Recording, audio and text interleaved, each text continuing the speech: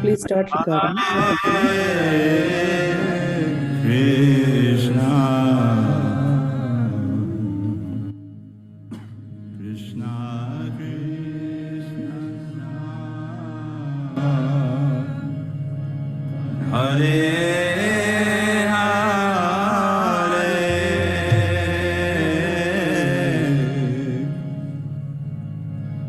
Hare Rama,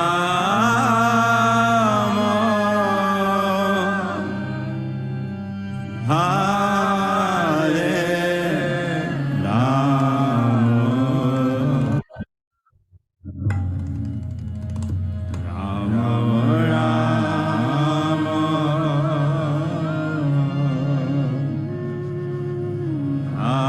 Hare Hare.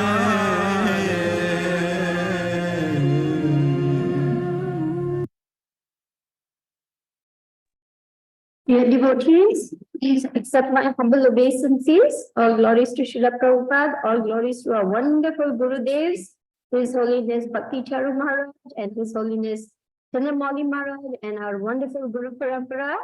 Welcome to His Holiness Candramauli Swami Maharaj's daily call. Today we have the good fortune and the privilege and the honor of welcoming one of His Holiness Bhakti Charu Maharaj's disciples, His Grace Kanchanabja Prabhu, who will kindly enlighten us on the very important, sensitive, deeply urgent topic of devotee care. Please accept my humble obeisances, Kanchanabja Prabhu. We welcome you to our group and you are part of our family now. So we are very excited to have you on board and over to you now. Hare Krishna. Hare Krishna. Thank you so much. Can you hear me okay? Am I audible? Yeah, Perfect. great. Thank you so much. Thank you so much, Mother Sri Devi. It's so nice to see you. Thank you for including me as part of your family. Guru Maharaj has been very kind to me. Ever since I met Candramauli Maharaj, he made me feel at home. And then when I met all his disciples, I felt even more at home. And now I just feel like I'm one of you. So thank you so much, especially Candramauli Maharaj for giving me unending mercy, lots of special service, and yeah, he really lightened up a dark hole in my life. So I'm very grateful to Maharaj and very grateful to all of the God family for giving me a home in ISKCON within this God family. So thank you so much. I was feeling very empty when my spiritual master left his body and went back to the spiritual world, and I was thinking, where do I find myself in ISKCON? And Candramauli Maharaj and this wonderful group of Vaishnavas have really really shone their mercy and light on me. And this is all, in my humble opinion, all the arrangements of my dear friend Jankinath Prabhu. I really feel he's looking after me from wherever he is in this special way. He's a very special soul, and he's someone who's really into devotee care. So I thought maybe it would be a nice idea that we could speak about this topic and maybe have some discussion on caring for devotees. So I'm just going to chant the Mangala Charan prayer quickly, and then maybe we can have some small discussion. Om Gyantimirandasya Gyananjana Shalakaya Chakshurun Militam Yena Tasmai Shri Guruve Namaha Shri Chaitanya Manobishtam Stapitam Yena Bhutale Swayam Rupa Kadamayam Dadati Swapadantikam Vandeham Shri Guru Shri Yuta Padakamalam Shri Guru Vaishnavamscha Shri Rupam Sagajatam Sahagana Raghunatanvitam Tam Sajivam Sadvaitam Savadutam Parijana Sahitam Krishna Chaitanya Devam Shri Radha Krishna Padam Sahagana Lita Shri Vishakanvitamscha. He Krishna Karuna Sindhu Dinabandhu Jagatpate Gopesha Gopika Kanta Radha Kanta Namostute Tapta Kanchana Gaurangi Radhe Vrindavaneshwari Rishabhanu Sute Devi Pranamami Hari Priye Vanchakalpatarubhyascha Kripa Sindhubhya Evacha Patitanam Pavanebhyo Vaishnavebhyo Namo Namaha Shri Krishna Chaitanya Prabhu Nityananda Shri Advaita Gadadhar Shivasadi Gaura Bhaktavrinda Hare Krishna, Krishna Krishna, Hare Hare, Hare Rama, Rama Rama, Hare Hare. So, I was thinking of this topic, devotee care. Srimati Mataji messaged me last night saying, what topic? So this morning I was thinking about devotee care. And the reason I was thinking about devotee care is I think over the years in ISKCON, I think the most wonderful experiences I've ever had is when I felt that devotees have cared for me. And I think and I think all the distressing experiences I've ever had is when I felt devotees haven't cared for me. So for us to really function well in an institution, it's important we're cared for. And the problem with finding care for ourselves, or should I say, the problem with becoming anxious for care for ourselves is when we are very single-minded about our own self, then what tends to happen is our expectations are never met. We're always kind of, it's never enough, you know. It's sochati and kankshati, whereas Krishna says we should be na sochati and na kankshati. You know, we should be not lamenting and not hankering for our desires, or not worrying when our desires are not met. And one desire I think we all have is to feel connected. I think we joined ISKCON, or we are still in ISKCON, still in Prabhupada's movement, because we have a desire to connect with Srila Prabhupada. We have a desire to connect with Guru Maharaj. We have a desire to connect with Krishna. And because we have this desire to connect, we are here. It's inherent in us. The soul is, it said, isn't it? Even materially, the man is a social animal. We're all seeking connection with each other. And similarly, Prabhupada has mentioned that if we got the Brahma Jyoti realization or liberation, at some point we'd have to come back down because it's too boring, it's too lonely. What are we going to do on our own? We need some connection. So we're here and we find ourselves in a community of devotees. When we first joined the movement, we just think everyone is a pure devotee. We just look around and think, oh my God, everyone's a pure devotee. Once we get that thing that this is for me, everyone's a pure devotee. Look at them all. Wow, wow, wow. I love this guy. Oh, look at her. She's amazing. Look at him. He's amazing. Oh my God, this is utopia. And then after some time, we get to know everyone and we realize, okay, everyone is amazing, but we've all still got some sickness. That's why we're in this hospital. It's described, this ISKCON, our spiritual movement is described like a hospital because we're unwell, so we came to this hospital to get better. And what happens in a hospital is you run into a lot of other patients, a lot of inpatients who are also not well.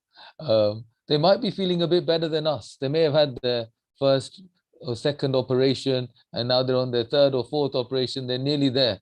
We may have just come and we've got a little while to go. So we take guidance of the patients because the doctors and nurses, there's not so many of them. And when we get the doctor or the nurse like Guru Maharaj, we want to really, really hang on, but the doctor has so many patients. So we have to then take guidance from the other patients who have been in this hospital for some time, who have had some guidance themselves, who have made some advancement with their disease, this disease of material allurement. So we seek the guidance of other devotees, and what happens sometimes is that devotees can let us down. That happens. Why? Because they're also a little bit sick. Us sadhakas, we are all on a journey, and generally our devotee friends, there's also sadhakas who are trying their best to progress in spiritual life. And now and again, every few months or every year, we'll get the association of Maharaj. He'll come to where we are, or we'll go to where he is, and we'll get some intense association, and that recharges us. It gives us some spiritual strength, because he drowns us in his love. When we were at the eco village, we just saw that he was just there, ready to give everyone time, happy to spend personal time with the devotees, and actually cared about us. You could see he wanted, when we were at the eco village, Candramauli Maharaj was just so keen that the devotees went to the Ayurvedic center to look after their health. He was so keen that devotees got some time to rest. He was so keen to see devotees explore the place, go to the Goshala, because he wanted everyone to have a good time. He wanted everyone to have a spiritually uplifting time, because inside his heart we can see that this doctor, this spiritual doctor, he really cares. He really cares. And when we come across someone who really cares, when we come across someone who engages us in service because he cares, that's the reason, because he knows it's good for us. It's just like when the doctor tells you go for some exercise, and you go for exercise because the doctor's told you. Similarly, when Maharaj says, here, do this service, it's because he cares about us. He knows that will be good for us. So when we get such service, or when we get such association, we know we're being cared for. And what happens when we're feeling cared for, we feel very inspired to practice our Krishna consciousness, to connect more with Krishna. And then when we are inspired and enlivened, we just can't help but spill over that love, spill over that energy, spill over that care, and give it to others around us. So we are all mercy cases. No Vaishnava is self-made. All Vaishnavas are the product of another Vaishnava's mercy. So we are mercy cases looking for the mercy of other Vaishnavas. And through that parampara, we will be able to make spiritual progress. We will be able to really, really work on these diseases, this disease of pride, of envy, of lust and anger and greed, all these diseases that are blocking us. They're blocking us from actually experiencing Krishna in our heart. Krishna says in Bhagavad Gita, Pratyaksha Vagamam Dharmyam, that we can experience him. We can experience him. We can direct perception of the self. We get to realize who we are if we practice this process. And if we do practice this process in a nice way, susukam katam avyam, it's joyfully performed. It's a very joyful process. So why is it not joyful? It's not joyful if we're only looking at what's gone wrong for us. Why haven't devotees cared for me? Well, one reason that I'd like to put out there, which I've heard from other devotees, which is quite interesting, which really resonated with me, is this: that we've all come here with, and I know we don't like to talk so much about karma because we don't think we have any karma, we think everyone else does, but we've all come here with some karmic baggage. And what happens is, after we join the movement, slowly, our friendships, close friendships with those who are not devotees, they kind of wither away, right? They kind of wither away.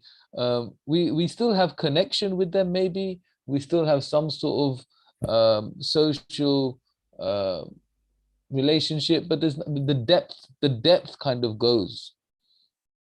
And slowly our social interactions is more and more with devotees, because we want to go to the temple more, we want to go to programs more, we want to do more service. And so what happens is, our circle of friendships, our social circles, our social connections, they all become devotees.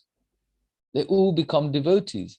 But then we're hanging around with devotees, and then we've got some karmic baggage.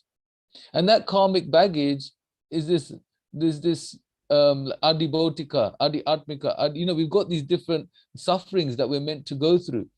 And one of the sufferings we're meant to go through is suffering caused by other living entities. Now, Which living entities can cause us suffering? Usually the ones we interact with, usually the ones we are with. So then it's going to come through the devotees. If there's no one, if we're not hanging out with anyone else, if we're not socially with anyone else, yeah, little things can come.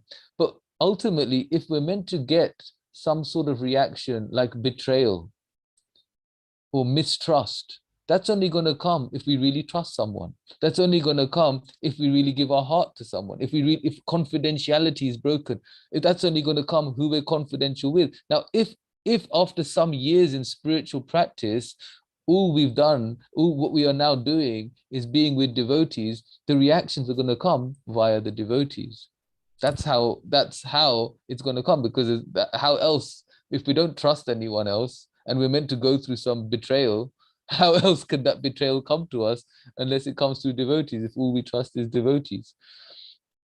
So the thing we're trying to say, or we're trying to maybe speak on first is, yes, it's so important that we are cared for, but the more we try and meditate and become anxious about how we were not cared for, then we won't have the energy to care for anyone else. We will set ourselves up for trying to say this nicely, we'll set ourselves up for victimizing ourselves. We'll set ourselves up for being in a victim mentality. And when we're stuck in that mentality, it's very hard to snap out of it. It's very hard to snap out of it. Now, that's not to say that we haven't been hurt. That's not to say that we should just suppress ourselves. No, we shouldn't suppress ourselves. We must go and inquire confidentially from someone we trust. But we can't get stuck. Arjuna, when he was on the battlefield, he lost his son. Abhimanyu was killed. And he cried like anything. It's not that, oh, we're not the body, we're the soul. Krishna just told him this before the war started. He cried like anything. He wailed like a baby. He was like, this is my son. But then he didn't get stuck. The next day he went and did his service. Now, we're not saying the next day we have to do our service if we've got a situation, we're not Arjuna yet, but we can try and cultivate our inner Arjuna. We can try and cultivate that resilience that, yes, I need to express my emotion. I am hurt. I need to go to someone I trust and express this difficulty, this pain I've gone through. And once we've expressed it and gone through it and been through the process of how it felt that this devotee hurt me, how it felt that this devotee didn't care for me, how I really had all my hopes in this personality and they have really let me down. Once we've expressed it, once we've processed it, once we've journaled and we've written, Mamanushmaram Yudhyacha, we must remember him and fight. We must remember Krishna and carry on with our service. We'll carry on with our mission. And our mission is to be part of Lord Chaitanya's mission to spread Krishna consciousness to every town and village. That's what he said. He said that this movement will go to every town and village. So the reality of this is that it's going to happen because the Lord has predicted it. If the Lord has predicted it, it means it's going to happen. So then it's just, do we want to be part of this or do we not want to be part of this? Right? Because it's going to happen anyway. It's not that if for example, I was asked to give this class today. If I didn't say yes, it's not that the class wouldn't happen. Someone else would do the class. So the mission is going to spread, services are going to get done, Krishna consciousness is going to boom over the golden age. We just need to make a choice whether we want to be part of that or whether we want to get stuck in our own self. Now, the next phase of really preaching and spreading Krishna consciousness is to care for devotees.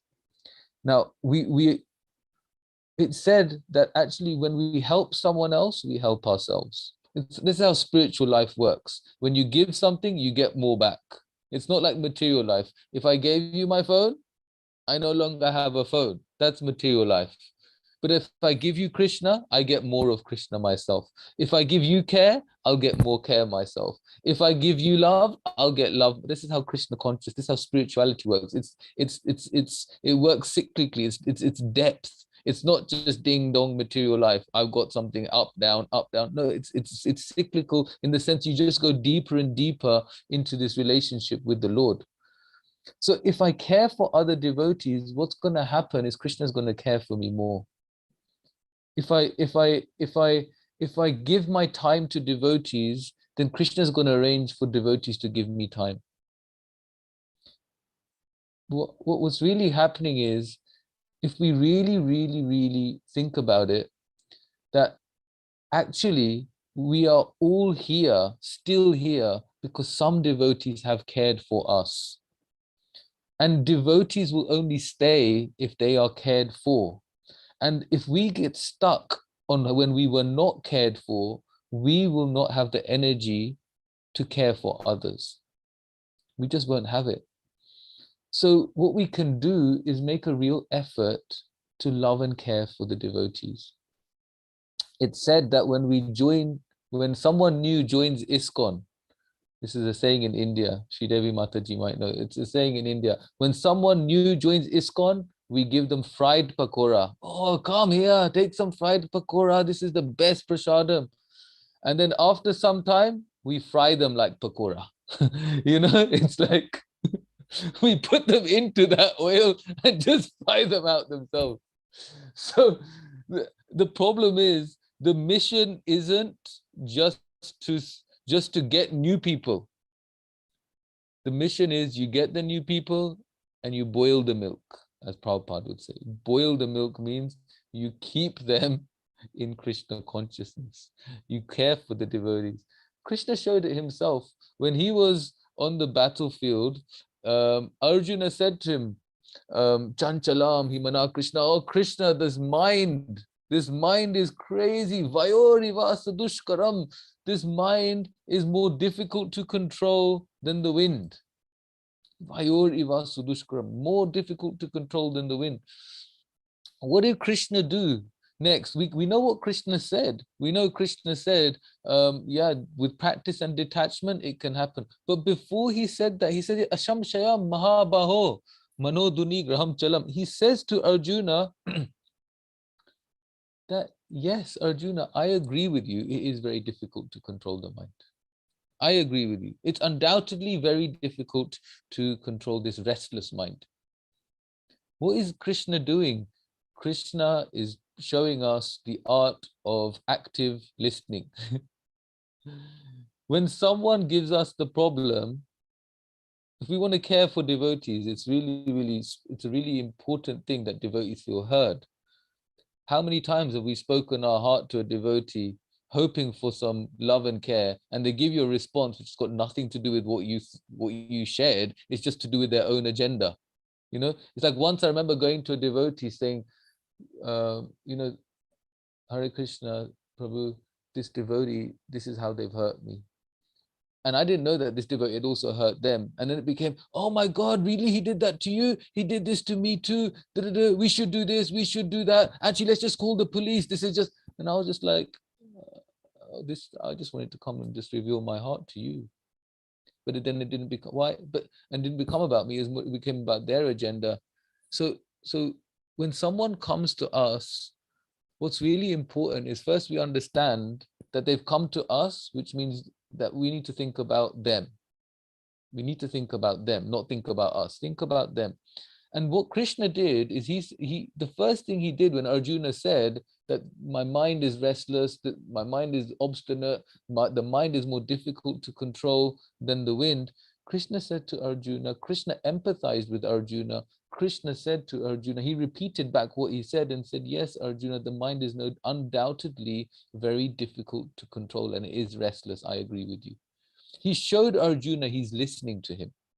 And then he said to Arjuna, Abhyasena tu konteya viragyana chigriyate, that you can practice and you need to practice the process and become detached from all your anxieties in this fight. So this is a way Krishna's showing us how to care for devotees. This is how he cared for Arjuna. Can we repeat back, or can we do some, show good body language, show we're interested, not just like, yeah, sorry, Prabhu, yeah, 1 second, send the email, send the WhatsApp, ding, ding, ding, no, thank, blah, blah, blah, blah. And then, yeah, I agree with you, Prabhu, Hari Bol, Gauranga, you know, and, and yes, we can, actually, Prabhu, actually, you know what? You just need to chant. You need to chant. Yeah, we know the goal is to chant Hare Krishna. You know, we know the goal is to chant Hare Krishna. We know that Koli Kale Nam Rupa Krishna Avatar, that Krishna is descended in the form of his holy name. We know Hare Nam, Hare Nam, Hare Nam Eva Kevalam, Kalo Nasteva, Nasteva, Nasteva Gatir Anyata. There's no other way, there's no other way, there's no other way. But we want to help devotees get there to the place where they can rely on the chanting. And if they can't, we need to help them. And we need to help ourselves. Like today, I'll be honest, today I was chanting my rounds in the morning. I woke up early, I was chanting my rounds, and I got to about round 14. Yeah, it was 14 because I still got the other 2 left. And I chanted 14 rounds, all in good, nice and early. And I was thinking I'll just finish all my rounds and then I'll get on with other things. But I realized that by the end of my 14th round, I was getting a bit agitated. I was getting a bit, I don't know why, I was just getting agitated. I'm tired, 14 rounds, I've woken up early, everything, but I was feeling agitated.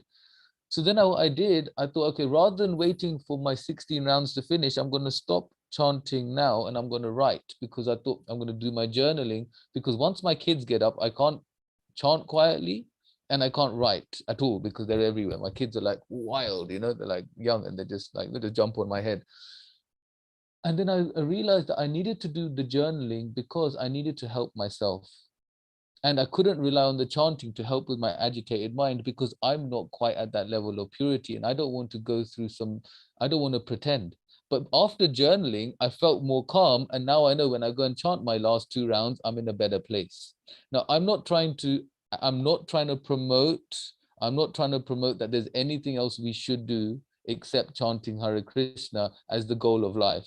What I'm trying to say is, one thing that's important is if we look after ourselves by making sure we have enough association with devotees, we have enough time for reflection, and we chant Hare Krishna, this will make us wholesome overall.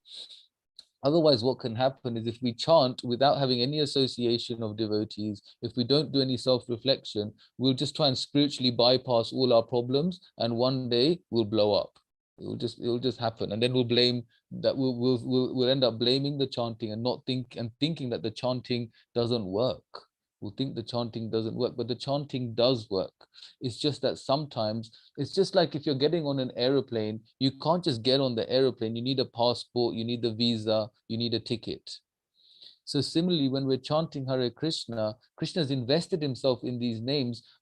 But to get the best out of the chanting, we need to align ourselves in a way that we can experience Krishna through the holy name. And an amazing thing that we can do is really, really go deep within ourselves and try and understand why we are feeling the way we are feeling about anything.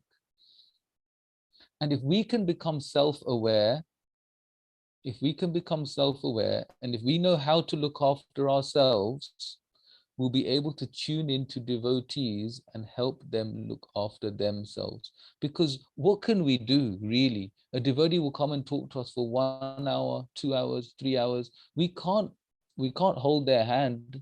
We're not going to say, come move in with me. But what we're trying to do is help devotees look after themselves. And how can they look after themselves? Please wake up early and chant Hare Krishna. Please start doing some self-reflection, journaling. Please make sure you're getting association of devotees, not just me, one devotee. Get association of different devotees, various devotees, because that will give us an all-round experience of Krishna consciousness. So caring for devotees is it's a very important part of our spiritual life. It's very scientific in the sense that we've got to, it's like bridge preaching. Bridge preaching means you try and take them from where they are you bring them to Krishna consciousness, whether it's through yoga or whether it's through art or whether it's through corporates or whatever it is. That's bridge preaching. Similarly, we're trying to help devotees become equipped so that they can face their problems with strength. And the way to help devotees face their problems with strength is encourage devotees to reflect, encourage devotees to become more aware of how they're feeling, encourage devotees to express to senior trusted devotees. And through this, when they're finding spiritual strength, it is amazing how much we can do. It's amazing how much we'll be able to do for the mission. It's actually amazing. If you think about, I remember we were at the Eco Village and Guru Maharaj said, all my disciples should write to me once a month. And I was thinking like, wow, who does that? Every day he goes on a Zoom call for his disciples, every single day. So who does that? You know, who does that? So there's someone who we have who really cares. He just really cares. And because he really cares, and we can feel that, we want to do something for the mission. We want to listen to what he says. And Guru Maharaj is so much into the holy name. He's so, and he's experiencing the holy name. And we're thinking, why aren't we experiencing what he's experiencing? Why can't we dance the way he dances? He's 75, I'm 41, I can't dance. I'll get tired in 2 minutes, and he's going and going hours. Why? He's experiencing something higher. He's experiencing something higher. And we can experience that also if we spend more time thinking about others. So think about others, think about how we can improve their Krishna consciousness, think about how we can care for other devotees, try and listen to devotees when they speak to us, try and actually listen to them, try to actually hear them without just thinking about how I'm going to respond. Just like hear them and show them that you're hearing them by maybe just reflecting what they're saying, summarize what they're saying, just show that you're in the conversation, good body language, be present, don't have the phone around. When devotees feel like they're cared for in this way, devotees feel empowered and devotees can do wonderful things. They'll do wonderful things. But if we ignore devotees, then they will feel that the devotees don't care. And if that happens enough by more than one devotee, then slowly they'll just start to think, actually, my karmi friends were nicer. And once they start thinking like that, the inevitable will happen. They'll stop chanting, they'll stop associating, they'll stop coming to programs. So maybe I'll conclude here that devotee care is a massive subject. It's huge and there's so many different things we can say. Sri Devi Mataji is a pioneer in caring for devotees.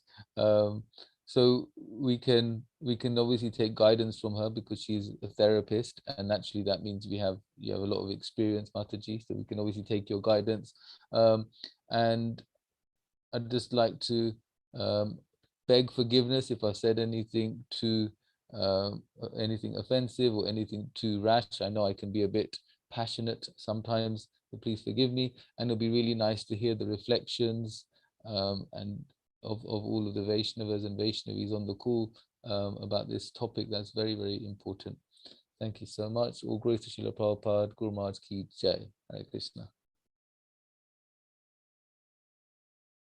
Thank you so much, Kanchanabja Prabhu. You have given such beautiful analogies and you've taken us such a nice journey describing how we are all in the hospital. We are at different stages of recovery and we need the patients. You know, you gave such a beautiful example that the doctor may not have so much time because he has to see so many patients. So we all need each other, and how listening, really empathizing when people come to us. It's not about me, it's about them. And being there for people, getting out of that victim mentality sometimes when we are not receiving care and trying to see the bigger picture, relying on self-reflection, chanting, and association. I love those three things which you said are really like, you know, the three pillars, you know, on which we need to base our Krishna consciousness. So you've given us a very nice overall picture of how we can actually improve ourselves first and then help others also. Thank you very much. Dear devotees, we have heard such a beautiful class, giving so many practical examples and with a deep level of honesty. So we encourage you to share your reflections, your realizations. If you have any questions or doubts, please share those with us so that we can all learn from each other. Thank you. Hare Krishna.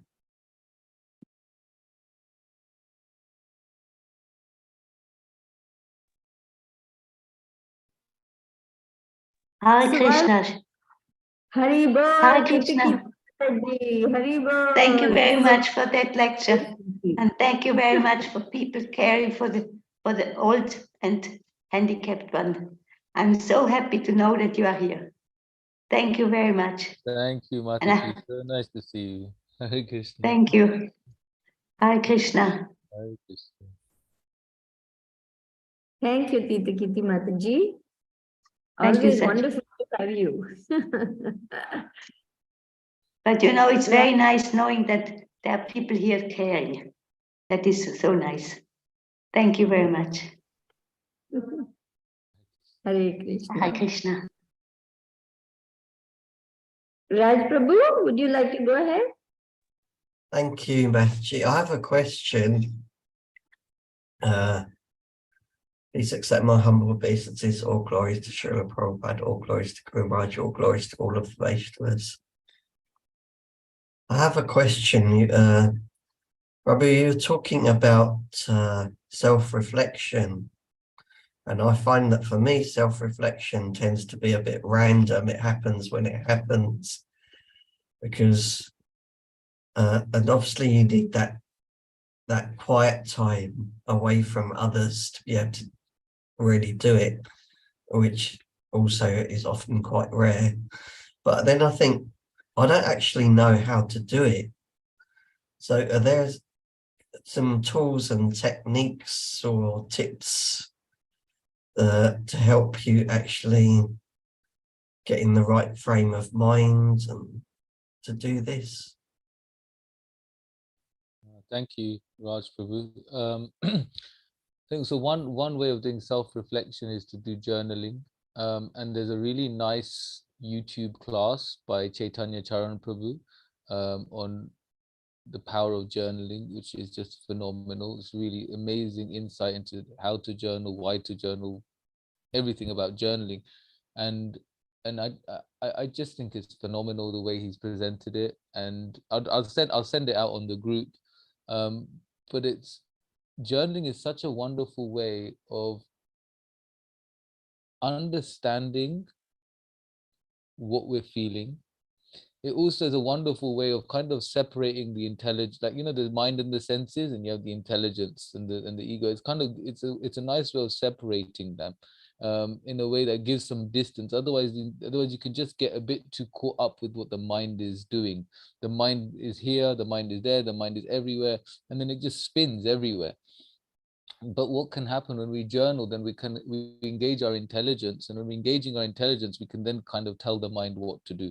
And then when we can engage our intelligence spiritually by thinking about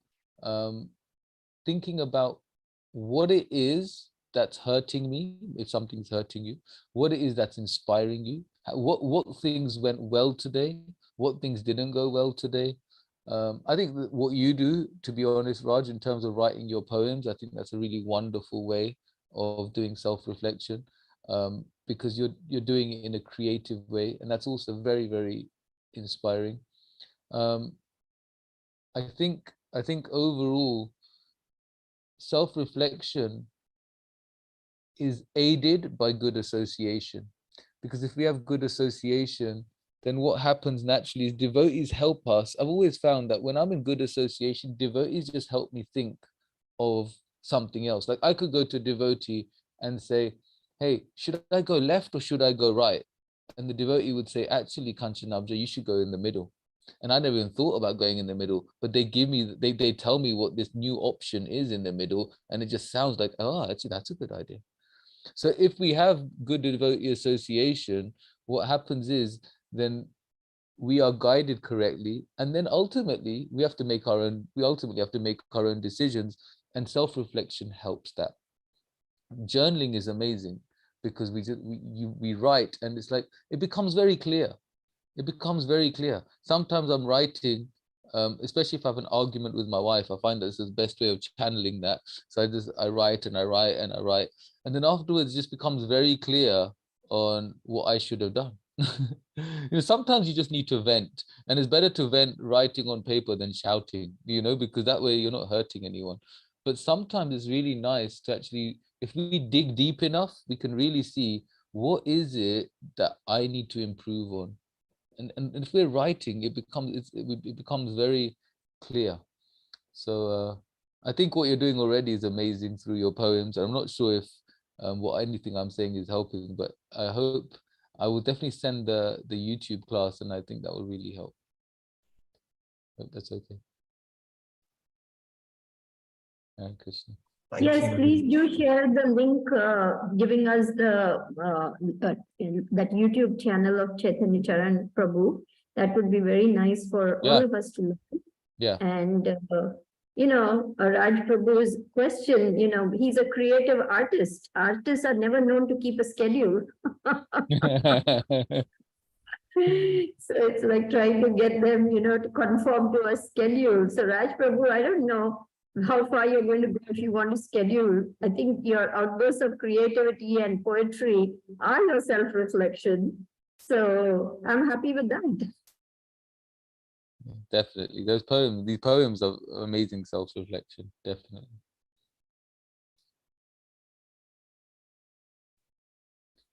Please go ahead.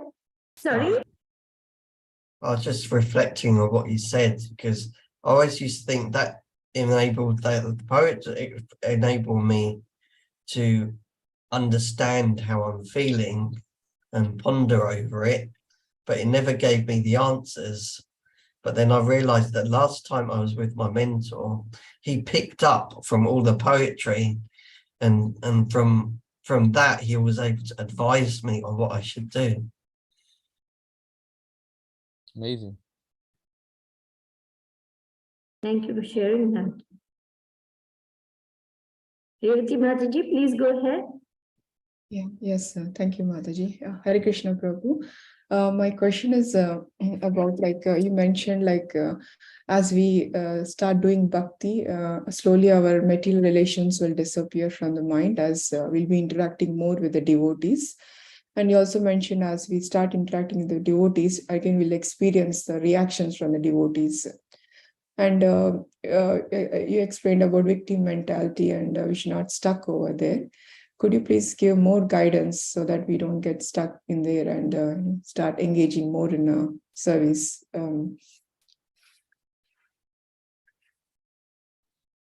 Thank you, Mataji. Nice to see you. So you're saying how?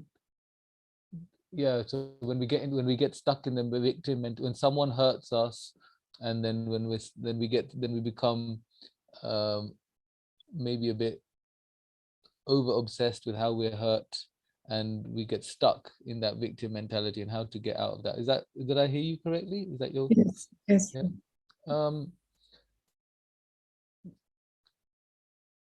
I think that this is something I mentioned earlier, which was, if we only think about ourselves, then we will get stuck.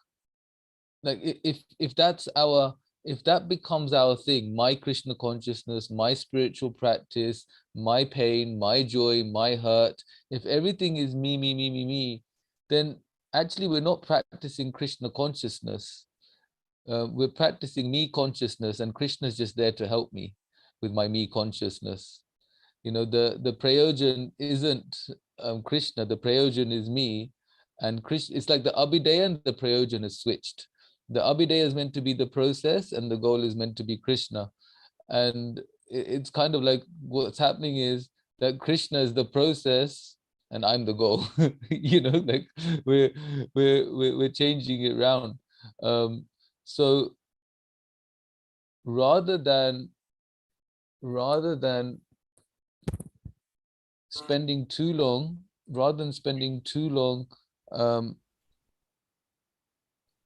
telling ourselves that we have a right to be hurt. Maybe we can spend more time thinking about, okay, I'm wounded, I'm hurt. What do I need to feel better? I need to speak to some devotees. I may even need to do something practical. But then after that, what am I going to do with my life? And what I'm going to do is I want to carry on. I want to carry on and serve Srila Prabhupada, because that's what Guru Maharaj would want us to do. You know, from my little experience with him, what I've noticed is he wants us to get on with it. You know, like get on with our preaching, get on with our mission, get on with what we're doing. And if something is there and we're feeling stuck, it's because we're not allowing it. We're not allowing ourselves out. If we really think about it, we're not allowing ourselves to move on because we kind of want to stay there. And the reason we want to stay there is it gives us a sense of comfort. But that comfort isn't comforting. We're feeling some sense of comfort in having that right to be hurt. But it's not comforting, it's very painful. It's very, very painful. And if we understand Rake Krishna Mareke, Mare Krishna Rakeke, this has come to me by Krishna's sanction. He's allowed it to happen. And if Krishna has allowed this to happen, there must be something for me to learn from this, one, and there must be a way that Krishna wants me to react to this. So what does Krishna want me to learn? How does Krishna want me to react? Those two things. What does Krishna want me to learn? How does Krishna want me to react? And if we start thinking like this, there won't be time to become in the victim mentality. Victim mentality is actually, it's tamagun. It's mode of ignorance, if we really think about it. Because what is mode of ignorance? Mode of ignorance is, I'm going to ignore the truth. And the truth is, this has come from Krishna. Krishna has allowed this to happen.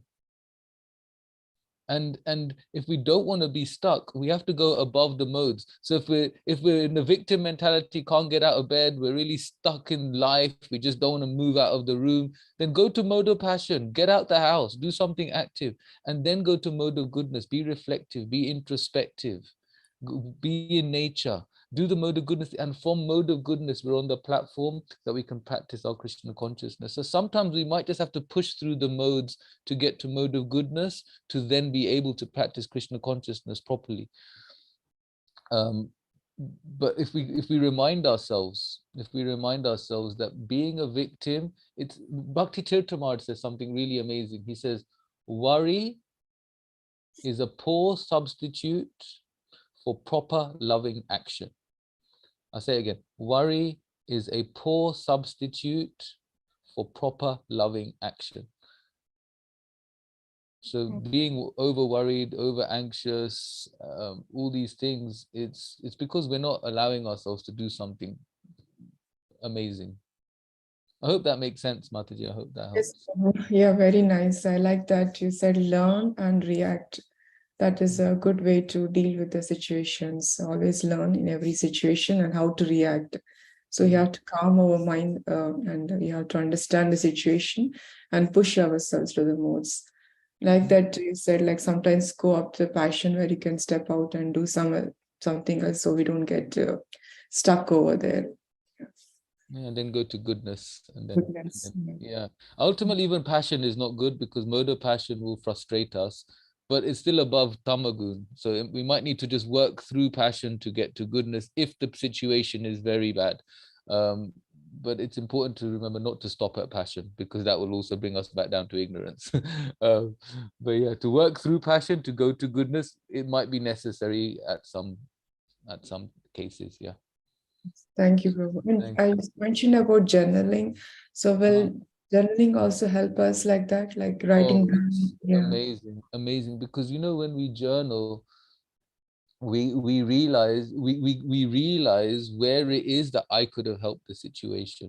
It stops becoming, and if we can really journal with an open heart that Krishna's there, then we can really realize that actually there's something I can learn from this. There's something there for me. And when we're feeling like that victim, feeling stuck, journaling is also a very good way to vent out. You know, like sometimes if you want to vent out, you're like really like mad at someone for what they've done, and you write it, and you realize you don't need to go and say it to them. It's all come out. You know, we've expressed it out, and we then, once we've vented, then what will happen through the writing is you end up going deeper to understand what it is in me that's making me feel this way. Like, what is it in me? The problem we generally have in the material world, and we bring this to our Krishna consciousness, is we always blame everyone else. Everything is everyone else's fault, but nothing's my fault. But actually, if we come to it, we wouldn't be hurt unless there was some trigger within us. If there wasn't something within us, we wouldn't even feel hurt. But it's because we've gone through something, we've experienced something that that makes us feel like. I can give you an example. So sometimes I feel I often felt when I was young, my parents kept comparing me to others, right? It's like, oh, this boy's doing so well in school, this boy, and not in a, it wasn't in a malicious way. It was just like in a way to try. They actually wanted to motivate me to do better. But then what happened when I came into Krishna consciousness, I kept comparing myself to other devotees. And then like when a guru would come and they would get the attention or associate, I would think, oh, look, they're getting it, I'm not getting it. And then you realize actually that trigger is coming from me. It's not like they're doing anything wrong. But what we will do is we'll blame them, or we'll say, oh, they're actually fools. How are they getting that attention? How are they getting that service? And then we project our rubbish onto others. But when we're journaling, we can realize more and more and more what it is within us that's causing us to feel hurt, because someone else who went through the same experience as you would not feel hurt by what just happened, or maybe not as badly hurt by what happened. So actually there's something within us, there's a wound that hasn't been healed, and someone's touched wound, and if someone touches the wound, it really hurts, and you can't blame the person that touched it. Actually, we need to look at where the wound came from. Then when we can heal the wound, then if someone touches you, it doesn't matter. So journaling just helps find the wound, and when we find the wound, we can then heal the wound. Like Bhakti Chaitanya says, name it, face it, feel it, release it. Name it, face it, feel it, release it. When we can release it, then Hari Bol, you can say what you want to me. What does Prabodhananda Saraswati say? He says, if the whole world recognizes me, but Krishna doesn't recognize me, then what is the use of all that recognition I'm getting? And then he said, if the whole world is spitting at me, but Krishna is looking at me favorably, then who cares about that spitting? You know, and then we can get to that place. Thank you. Hope that makes sense. Very practical suggestions. Thank you so much. I like the triggers, triggers really, it's very important to, once we stop getting those triggers, then we can be ourselves. Yeah, we can be our real self. We can be our spiritual self, our real self, the self that just wants to serve Krishna, wants to serve Guru with no craziness in the mind. But yeah, it's important. Like you said, those triggers are, we say we want to become self-realized, and yes, self-realized means we want to realize who we really are. We're a soul.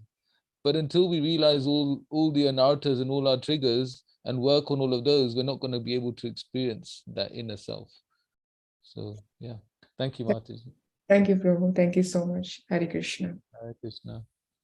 Such a nice question, such deep answers also by Kanchanabja Prabhu, giving a very holistic approach to the whole thing. Very, very nicely put together presentation, Kanchanabja Prabhu. Really appreciate all the hard work you have put in. Give us a very nice presentation. Thank you. So I don't see any more. Oh, I do see Scarlett Mataji. Go ahead, Scarlett Mataji. Hare Krishna. You mentioned that there are things that we go through. Some has to do, or all has to do with karma.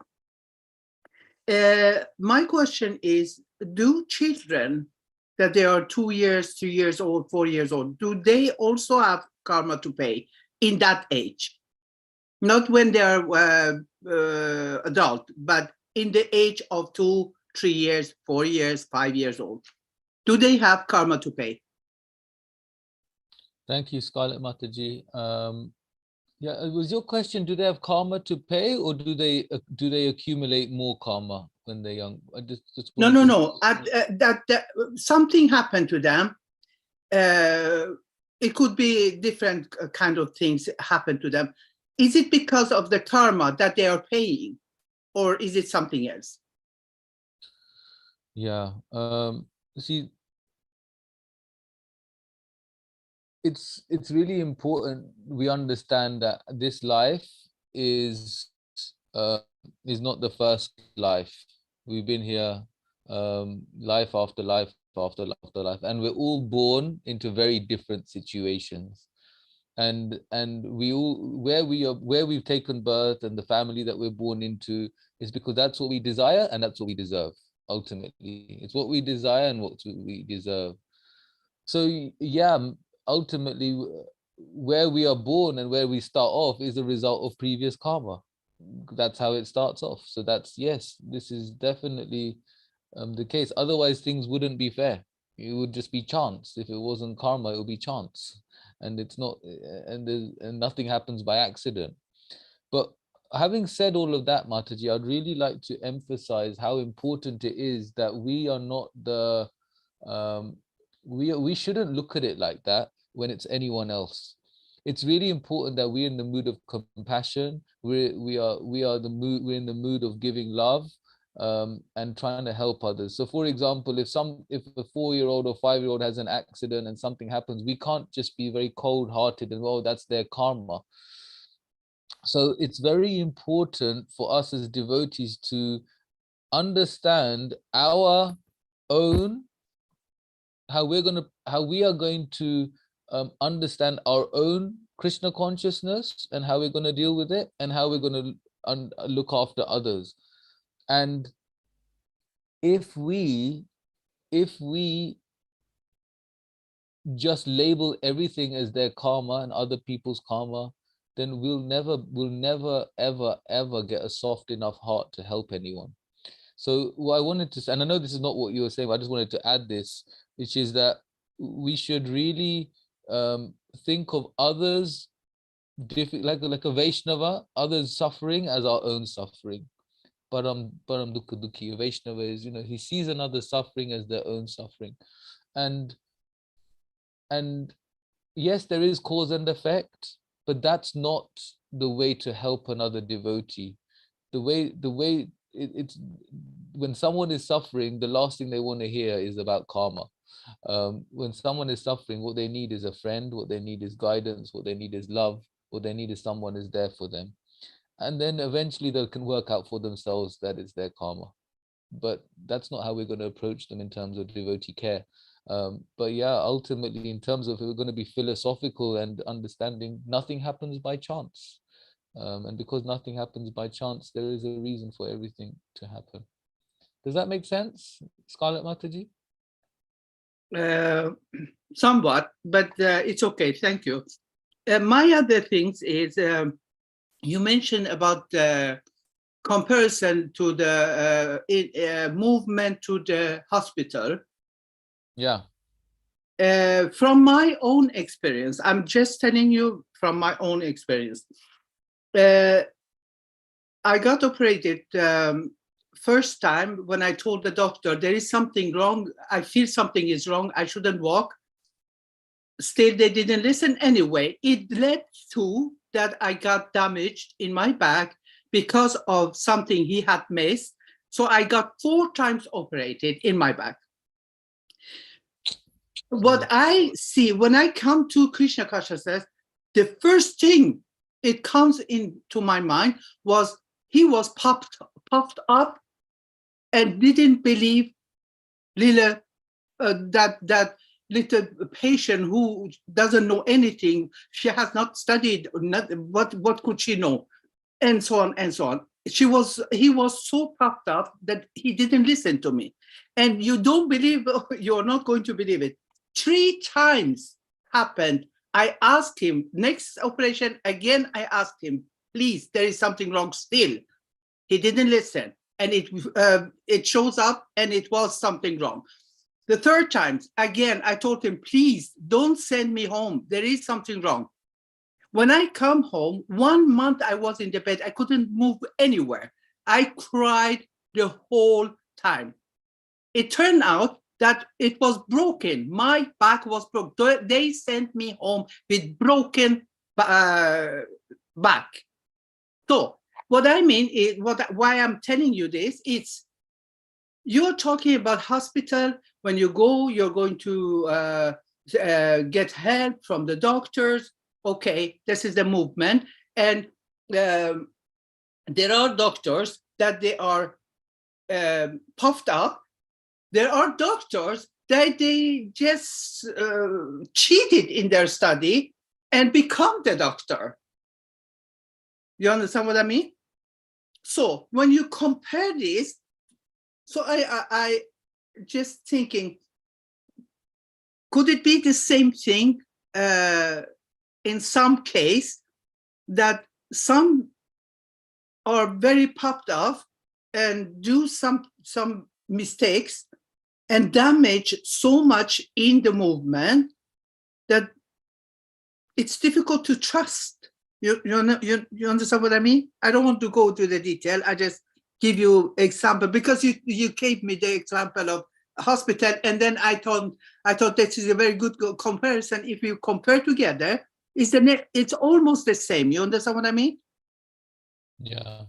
So I think it's important that we find the right doctors in the movement. Exactly. And How do we know the good doctor here? How do we can understand or find out? Now I'm so grateful. I have found the best doctor ever. It's Candramauli. So I am so grateful. But I know people that they are worried, that they question things, that they don't dare to trust. You understand what I mean? Yeah, no, it's a really important point, and thank you for raising it. And yeah, we've all heard what goes on. It's not exactly hidden. So I think the most important thing for us is, yeah, we have a good doctor. Take shelter of that doctor, because you know that doctor is not going to cheat you. You know that doctor is not going to break your back. You know that doctor is going to give you the best. And if someone else has another doctor that that is hurt, that is not helping them, then you take them to a doctor that will, if you know one, and you do know one. So and how do we know a good doctor and you know, the thing is, we have to be very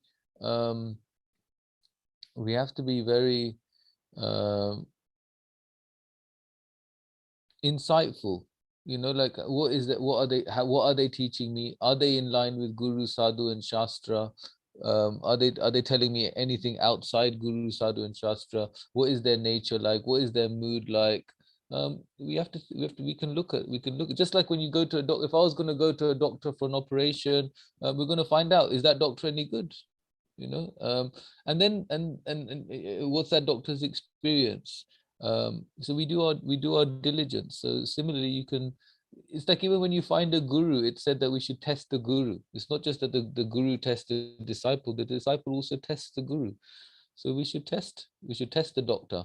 And then once we know we've got a good doctor, then you're going to do what the doctor says, because you know the doctor is telling you what's best for you. And then when you do what the doctor says and you see your health getting better, you're inspired. So similarly, when you listen to a guru and you can see that your spiritual life is improving, then you're going to listen more and surrender more. Surrender is a process. It's not just one day you switched off and tomorrow you're going to be switched on to surrender.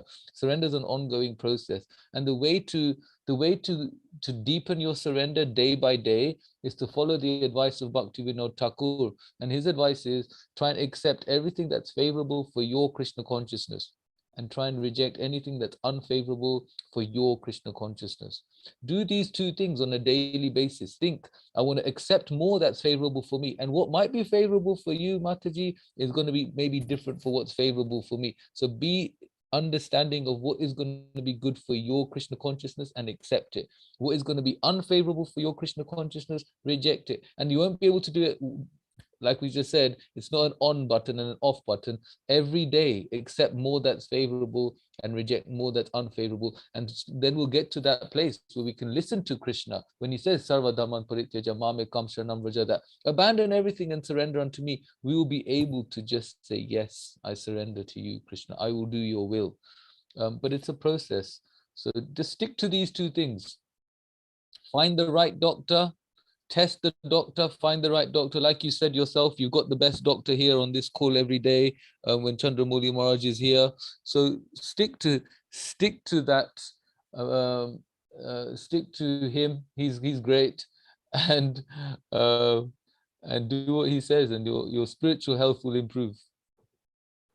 The last thing I want to ask for your forgiveness that I don't have camera on, and it's because I don't have cover on my head, and I have lost all my hair, so that's why I should have cover when I meant, but I get headache of them, so that's why I have the camera off. So please forgive me for that. No, Mataji, it's amazing that I don't log on to the call every day because of work and other things, but what I find amazing is that every day, whenever I log on, you're on the call. I just find that amazing. It's such dedication. So thank you for always being here, always asking sincere questions, and we can really tell that you really want to advance in your spiritual life, and I'm glad to be part of your journey. We all are. Thank you very much. I think we're all glad to be part of your journey. Thank you. Hare Krishna. Thank you very much. Hare Krishna. Beautiful. Thank you, Kanchanabja Prabhu. Your grace, your humility, your kindness, your deep reflections, your deep study have all enriched us today. Thank you very much for a beautiful presentation. I cannot thank you enough. I think I would like to go back and listen to it all over again. Thank you for your encouragement. I really appreciate it. And thank you, Nishinga Leela Mataji, for your nice message. Yeah, we are very fortunate to have Guru Maharaj every day available. And it's so amazing. Any topic you could ask him and he's available. It's better to take advantage now than think in 10 years time, why didn't I take advantage? This is so true. Thank you for reminding me. Thank you. Oh yes, such a beautiful should I read it out so that everybody can hear it? It is a beautiful reflection. I was thinking how fortunate we are to have such a wonderful Guru Maharaj, who in this world or in ISKCON has an opportunity to participate in daily classes with a spiritual master, and who is available for any question or any topic. Jai Guru Maharaj ki jai. We are so fortunate. Thank you, Nishinga Leela, for reminding us, because sometimes we take everything for granted, and this is not something we should take for granted. So thank you for that beautiful reminder. So dear devotees, we have listened to such an empowering and deeply reflective class. And I think all of us have much to chew on and try and digest and assimilate it for our betterment. We have to thank His Grace Kanchanabja Prabhu for that.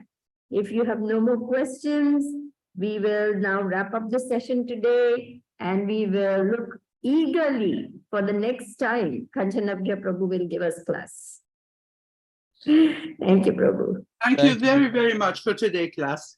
Thank you, Mataji, and thank you, Sri Devi Mataji, for your kind words and your encouragement. I'm always looking to you for inspiration. Just seeing you while I was speaking was giving me a lot of enlivenment. So thank you. Hare Krishna.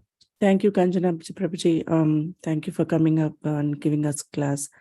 Very nice topic, and sorry I couldn't participate, but I was listening. Thank you so much.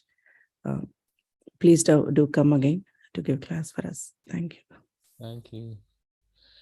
And Yes, now with yes. everyone's permission, and we will invite Kanchanabja Prabhu also, if he has time to stay on. We're going to talk a little bit. Actually, today we are not going to talk. You're going to have a very beautiful movie session. I'm going to actually show you videos of simple living, what it is like to build a simple mud house, what it is like to live without electricity, how to recycle, those kind of things. So it's not going to be me talking. It's going to be actually seeing how people are doing these things. Mataji, So, first we'll stop recording and live. okay. Okay. Then we'll do that. Thank you. Okay. That means stop recording to the cloud. Okay. Stop live stream also. Yes, Mataji. And So do you want we this stop session the- to be recorded, or do we have to have next? So I don't think we want to record it because it will be just uploading one more thing that people may or may not want to see. Those who are interested, they're on the call. okay. So, Okay. Yeah, you can share the videos later in the group Rajna also. Leela is saying, please make a recording so that we can relish it. So maybe we should make a recording. Okay. So then you start again. You stop live.